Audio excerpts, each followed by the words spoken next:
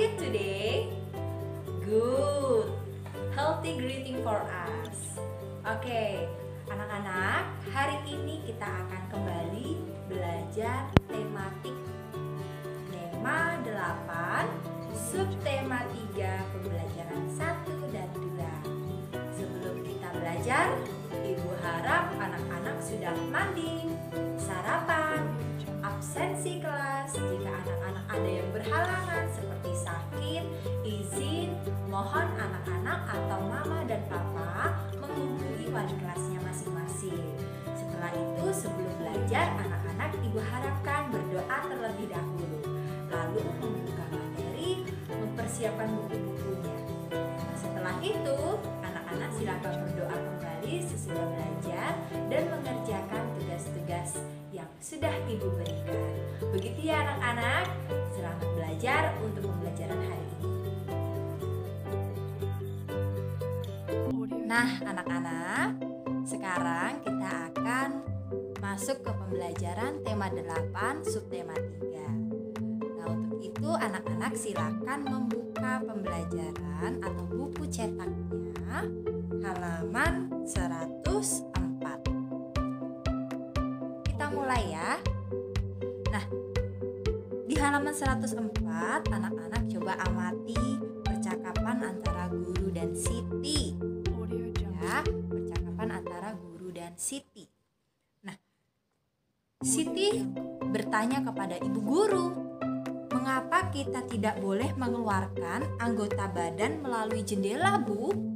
Oh, ternyata mereka sedang naik mobil bis ya. Jadi Siti bertanya, "Kok kita tidak boleh mengeluarkan anggota badan kita melalui jendela, Bu?" Nah, guru menjawab nih, anggota badan yang dikeluarkan melalui jendela bisa saja mengenai kendaraan lain atau dahan pohon di sekitar jalan. Hal itu bisa membahayakan diri ya nak. Nah jadi anak-anak, saat kita berada di dalam kendaraan seperti bis atau mobil, kita harus berhati-hati dengan diri kita agar diri kita tetap selamat, seperti tidak mengeluarkan badan kita keluar jendela gitu ya. Nah sekarang anak-anak Ibu punya cerita di halaman 106. Ini dia ceritanya. Aturan keselamatan dalam bus. Melakukan perjalanan dengan bus ada aturannya. Aturan dibuat ada gunanya. Dengan mematuhi aturan, kita akan selamat dalam perjalanan. Tidak hanya itu, kita juga akan dapat menikmati perjalanan dengan baik. Kita akan merasa aman dan nyaman dalam perjalanan. Ada beberapa aturan yang harus kita patuhi ketika melakukan perjalanan dengan bus. Antara lain, naik ke dalam bus dengan tertib, duduk di kursi masing-masing dengan baik, tidak mengeluarkan anggota badan melalui jendela, dan berdoa kepada Tuhan sebelum berangkat. Setiap melakukan perjalanan dengan bus, kita harus mematuhi aturan tersebut dengan baik. Nah anak-anak, perhatikan lingkaran berikut ini. Nah di situ Ibu melingkari sebuah kata. Kata apa anak-anak? Betul sekali, itu adalah kata Tuhan. Anak-anak masih ingat pembelajaran sebelumnya atau pembelajaran beberapa hari lalu? Nah, anak-anak, huruf pertama kata Tuhan ditulis menggunakan huruf kapital. Huruf apa yang huruf kapital pada kata Tuhan? Huruf T. Ya, huruf pertama kata Tuhan yaitu huruf T ditulis menggunakan huruf kapital. Contoh penulisan kata sifat Tuhan yang lain. Anak-anak pasti ingat ya. Ada apa saja? Tuhan yang Maha Pengasih. Anak-anak pasti pernah mendengar kata Tuhan yang Maha Pengasih. Lalu ada apa lagi Bu Dian? Tuhan yang Maha Pemurah. ada Tuhan yang Maha Pengampun. Selain itu juga ada Tuhan yang Maha Penyayang. Ada huruf kapital setiap kata. Tuhan, T-nya huruf kapital, yang, Y-nya huruf kapital, Maha, M huruf kapital, pengasih, huruf P menggunakan huruf kapital. Begitu ya anak-anak. Nah, sekarang Ibu mau bertanya kepada anak-anak, tahukah kalian nama-nama hari? Ayo diingat, ada nama-nama hari itu ada apa saja? Ada hari apa saja? Yuk diingat dulu yuk. Ada hari apa ya? Kita biasanya upacara di hari apa anak-anak? Iya, hari Senin. Setelah hari Senin ada hari Selasa, Rabu, Kamis, Jumat, Sabtu, dan Minggu. Perhatikan kalender yang ada di depan. Ya, di sini ada hari Minggu, Senin, Selasa, Rabu, Kamis, dan Jumat. Nah, di situ anak-anak ada berapa jumlah nama-nama hari? Ada berapa? Yuk dihitung. Minggu, 1. Yang kedua, Senin. Yang ketiga, Selasa. Yang keempat, Rabu. Kelima, Kamis. Yang keenam, Jumat. Dan yang ketujuh, Sabtu. Jadi ada berapa nama-nama hari? Yo, ada berapa yuk? Ibu tanya. Iya, ada 7 nama-nama hari anak-anak. Nah, di sini perhatikan ada Senin, Selasa, Rabu, Kamis, Jumat, Sabtu, dan Minggu. Nah, anak-anak, lama waktu dari hari Senin sampai dengan hari Minggu itu disebut 1 minggu. Seperti kalender yang ada di depan anak-anak ya, yang di layar ini. Lama waktu dari hari Senin sampai Minggu itu disebut 1 minggu. Jadi ada 7 hari dalam 1 minggu. Ingat ya, ada 7 hari dalam 1 minggu. Nah, contoh. Misalnya, ada pertanyaan, 1 minggu berapa hari? Ya, 1 minggu itu ada 7 hari. Kalau ibu bertanya, kalau 2 minggu ada berapa hari anak-anak? Coba dihitung. 2 minggu ada berapa hari ya? Sama dengan 2 minggu dikali 7 hari. Totalnya jadi 2 minggu ada 14 hari. Nah, contoh berikutnya, 3 minggu sama dengan 21 hari. Karena 3 minggu dikali 7 hari sama dengan 21 hari. Dan seterusnya. Begitu ya anak-anak ya. Jadi 1 minggu ada 7 hari. Sekarang perhatikan gambar ini anak-anak. Yuk, anak-anak pasti tahu ini ada gambar apa ya? Kira-kira namanya apa ya anak-anak? Anak-anak pasti pernah membuat karya hiasan menggunakan benda ini. Betul anak-anak, itu adalah cangkang kerang. Nah anak-anak, cangkang kerang itu terbuat dari bahan alam ya, dari bahan alam. Nah, cangkang kerang kita bisa gunakan untuk membuat hiasan atau kerajinan. Kerajinan bisa 3 dimensi atau 2 dimensi. Anak-anak pasti ingat juga nih ciri-ciri dari 3 dimensi dan 2 dimensi. Nah, selain itu langkah-langkah saat kita membuat hiasan atau kerajinan bagaimana nih Bu Dian? Nah, Ibu akan menjelaskan langkah-langkahnya membuat kerajinan dari cangkang kerang. Yang pertama, pasti anak-anak tahu nih, langkah pertama setiap membuat hiasan, membuat kerajinan atau menggambar, langkah pertama apa? Kita siapkan alat dan bahan.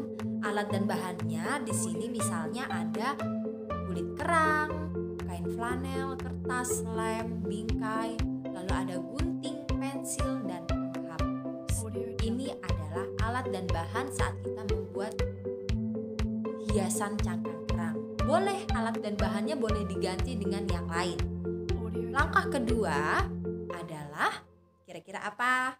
Membuat pola gambar dasar pada kertas. Kita membuat pola gambar menggunakan pensil. Menggunakan pensil saat membuat pola gambar. Langkah ketiga adalah guntinglah gambar pola dasar yang dibuat tadi menggunakan gunting. Nah, saat kita menggunting, kita harus berhati-hati agar tangan kita tidak tergunting atau tidak melukai tangan kita. Ya, jadi kita menggunting menggunakan alat gunting. Langkah berikutnya adalah bersihkan kulit kerang dengan hati-hati. Nah, kulit kerang yang misalnya kalian beli itu kan masih dalam keadaan kotor. Kita harus mencucinya dengan syarat harus berhati-hati agar tidak melukai tangan kita.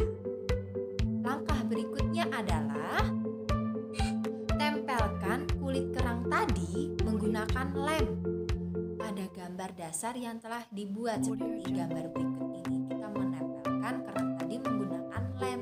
Lem apa saja yang penting bisa kuat saat kita taruh kerangnya agar tidak lepas-lepas. Langkah berikutnya, langkah keenam adalah pindahkan hasil tempelan kerang tadi yang dalam bentuk pola tadi ke atas kain flanel. Nah, kain flanelnya ini sebagai latar agar terlihat bagus ya, seperti ada backgroundnya di belakangnya. Langkah terakhir kira-kira apa nih? Nah, anak-anak, kalau anak-anak mau memberi bingkai, boleh agar terlihat lebih cantik ya. Seperti gambar ini pasti terlihat lebih cantik, lalu bisa dipajangkan di kamar kalian atau di ruang tamu. Nah, ini langkah-langkah membuat hiasan menggunakan cangkang kerang.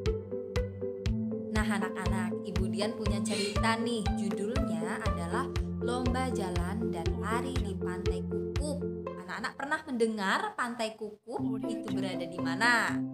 Coba tanya mama dan papa ya. Nah, sekarang kita akan cerita atau bercerita bersama-sama tentang dongeng berikut ini.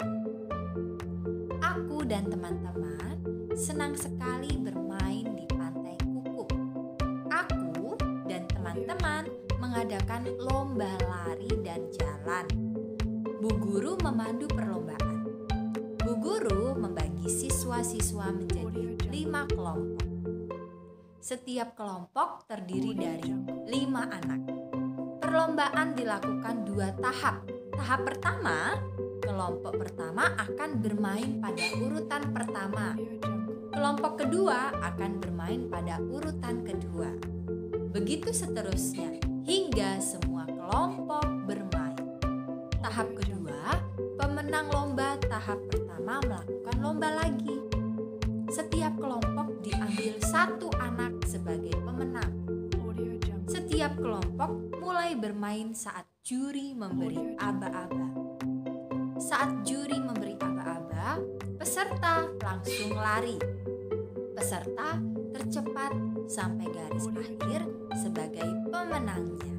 Nah, ini adalah cerita tentang lomba jalan dan lari di Pantai Kukup. Anak-anak, pernah tidak mengikuti kegiatan lomba jalan atau lari di sekitar rumah kalian atau di dekat-dekat rumah kalian? Nah, dalam cerita tadi anak-anak, pada kata yang ibu tebalkan yaitu Pantai Kukup. Nah, kata tersebut menggunakan huruf kapital ya, Pantai Kukup. Kata pantai, P-nya menggunakan huruf kapital dan kukup, huruf K-nya menggunakan huruf kapital. Nah, huruf kapital digunakan untuk huruf pertama pada awal kalimat ya. Huruf kapital digunakan untuk huruf pertama pada awal kalimat.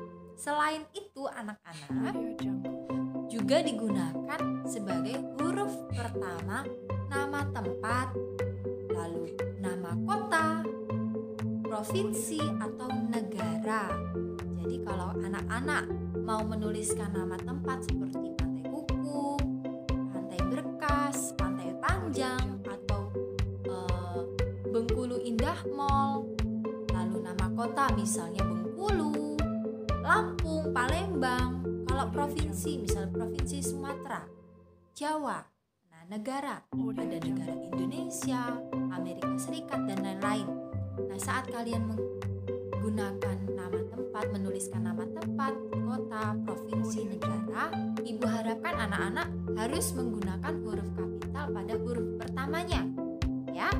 Jadi jangan lupa, karena banyak sekali Ibu lihat, khususnya di kelas Ibu Dian, masih ada beberapa anak-anak yang belum menggunakan huruf kapital, misalnya pada awal kalimat, nama orang, ya. Jadi kita harus teliti saat menulis.